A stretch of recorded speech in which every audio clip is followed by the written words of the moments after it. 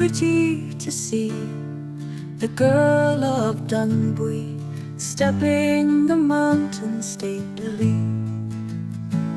Though ragged her gown and naked her feet, no lady in Ireland to match her is meet.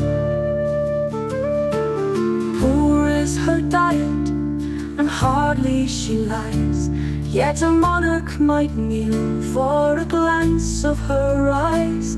The child of a peasant, yet England's proud queen, has less rank in her heart and less grace in her mien.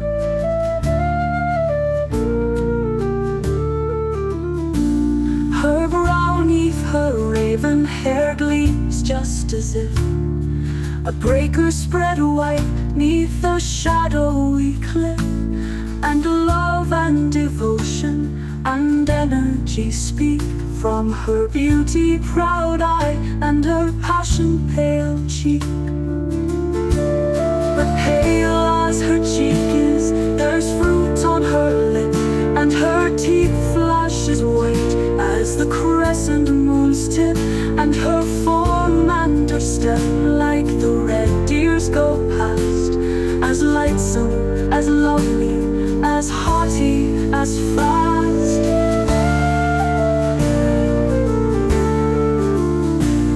I saw her but once, and I looked in her eye, and she knew that I worshipped in passing her by. The saint of the wayside, she granted my prayer, though we spoke not a word, for her mother was there. I never can think upon Bantry's bright hills, but her image starts up, and my longing I fills, and I whisper her softly, again love will meet, and I lie in your bosom and live at your feet.